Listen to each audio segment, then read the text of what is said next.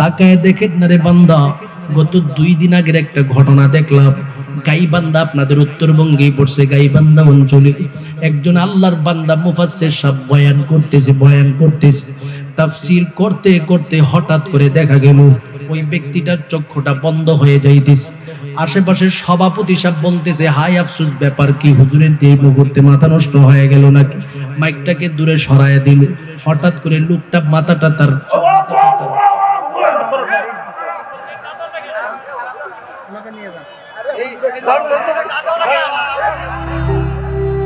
এর মধ্যে যে টেবিলটা রয়েছে সেই টেবিলের মধ্যে তার মাথাটাকে দিয়ে দিল।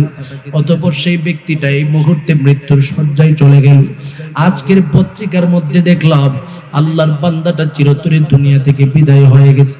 ও বান্দারা, এই জন্য যে সমস্ত মানুষগুলো কোরআন নিয়ে ব্যস্ত থাকি, কোরআনের আলোচনা নিয়ে ব্যস্ত থাকি, তাদের ব্যাপারে সব সময় আমি একটা সুসংবাদ দিতে পারি।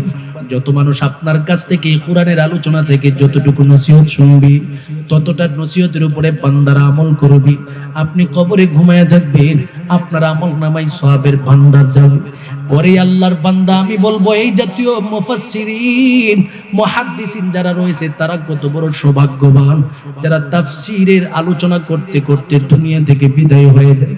যেই মানুষটা একটা তেলাওয়াত শব্দ শুনিয়া, একটা নামাজের বিধান শুনিয়া, নবীর সুন্নতের আলোচনা শুনিয়া যেই মানুষটা তার জীবনটাকে সাজাইবে, ওই মানুষের ওসিলা দিয়ে ওই ব্যক্তির কবরটা আল্লাহ পাক জান্নাতের বাগানে পরিণত করে দিবে। ওরে আল্লাহর মহাব্বতের বান্দা, এ কারণে যখন ওই সুযোগ পাবো, নিজে যেমন দিন বুঝবো, কোরআন বুঝবো, অন্য আরেকজনকে দিন বোঝানোর চেষ্টা করব, কোরআন বোঝানোর চেষ্টা করব।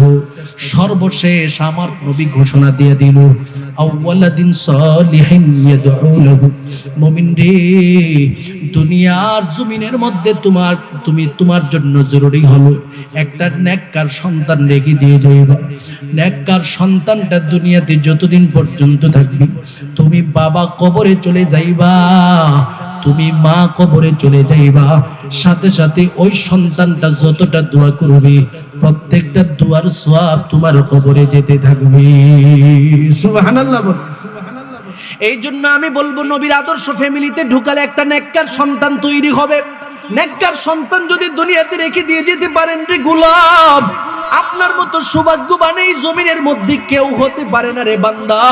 আজকে যে ওয়াজ মাহফিলের মধ্যে আপনারা উপস্থিত হয়েছে, আমি বলবো এই সন্তানগুলো সব বাবা মার নেককার সন্তান। সুবহানাল্লাহ বলে আমি বুকে হাত দিয়ে বলতে পারবো, যদি নেককার না হতো এই মজলিসের মধ্যে কখনো বসতো না। কথা কোন ঠিক কিনা? নেককারদের মজলিসের নেককার সন্তানরাই বসে। শুধু তার মধ্যেই তো সীমাবদ্ধ নয়, এই যে সন্তানগুলো মজলিসের মধ্যে বসা আছে, যখন ওই দোয়া হবে, কলিজার বাবা মার জন্য যখন হাতটা উঠানো হবে, সাথে সাথে সন্তানগুলো তাদের দিলটাকে নরম করে কান্না শুরু করে দিবে।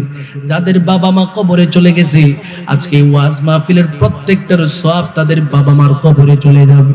আর যাদের বাবা মা দুনিয়াতে বেঁচে আছে, বাবা মা যে সন্তানগুলোকে নেককার হিসেবে প্রতিষ্ঠিত করেছে, সেটার সওয়াব বাবা মার আমল নামার মধ্যে চলে যাবে। এই জন্য আমি আমার মহাব্বতের পর্দার অন্তরালের মা বোনদেরকে বলবো, একটা নেককার সন্তান রেখে দিয়ে যাবে, ধার্মিক বানায় দিয়ে যাইবেন, বুজুর্গ বানায় দিয়ে যাইবেন। আপনার যদি একটা সন্তান থাকে, সেটাকেও নবীর আদর্শ শিখায়া নেককার বানায় দিয়ে যান। যদি 2টা সন্তান থাকে, সেটাকেও নবীর আদর্শ শিখায়া পরিপূর্ণভাবে নেককার বানায় দিয়ে যান। যদি আপনার 3টা সন্তান থাকে, সেই 3টা সন্তানকে নেককার বানায় দিয়ে যাবে। কারণ এই 3টা সন্তান দুনিয়াতে যতদিন থাকবে, মনে করেন একটা সন্তান তার কর্মস্থলের মধ্যে প্রবাসে চলে গেছে। উদাহরণস্বরূপ বলতেছি, আপনার 3টা সন্তান আছে, একটা সন্তান প্রবাসে থাকে, যেমন সৌদি আরব থাকে, অথবা কাতারে থাকে, অথবা লন্ডনে থাকে, আর একটা সন্তান ঢাকায় থাকে, আর একটা সন্তান কুষ্টিয়া থাকে। বাপ মা যখন দুনিয়া থেকে বিদায় হয়ে যাবে, এই যে নেককার সন্তানগুলোকে আপনি রেখে দিয়ে গেছেন, যদি সন্তানটা সৌদিতে থাকে, তখনও সে আমার রবের দরবারে আপনার জন্য ইসালে জবাব করবে। সন্তানটা যদি ঢাকায় থাকে, তখন আপনি বাবাকে, আপনি মাকে, আপনার সন্তানটা ভুলবে না, সেখান থেকে দোয়া করবে। সন্তানটা যদি কুষ্টিয়াতে থাকে, তখনও দোয়া করবে। তার মানে এই সন্তান 3 জায়গা থেকে দোয়া করুন। আমার আল্লাহ পাক ফেরেশতাদেরকে জিজ্ঞাসা করবে, এরে ফেরেশতাদের দলেরা, আমার মহাব্বতের বান্দা, আমার মহাব্বতের বান্দিটা কবরে চলে আসছে, অথচ তার জন্য দেখা যাইতেছে কুষ্টিয়া থেকেও সওয়াব ঢুকতেছি, তার জন্য ঢাকা থেকেও সওয়াব আগমন করতেছি, তার জন্য প্রবাসের জমিন সৌদি আরব, কাতার, লন্ডন, সেখান থেকে আসতেছে। ব্যাপারটা ফেরেশতারা এবার আমার রবের কাছে বলবে, আল্লাহ, এই মা এই বাবা প্রত্যেকটা মুহূর্ত নিজেকে যেমন নবীর আদর্শের মাধ্যমে সাজাইল, তার একটা সন্তানকেও নেককার বানায়া দিয়া কবরে চলে আসছে।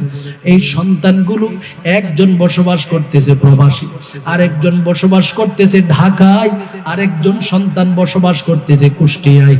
যেই সন্তান যেখানে আছে সেখান থেকে সুযোগ বুঝে দোয়া করতেছে, প্রতিটা দুয়ার সওয়াব আজকে মহাব্বতের বাবা মার কবরের মধ্যে চলে আসতেছে।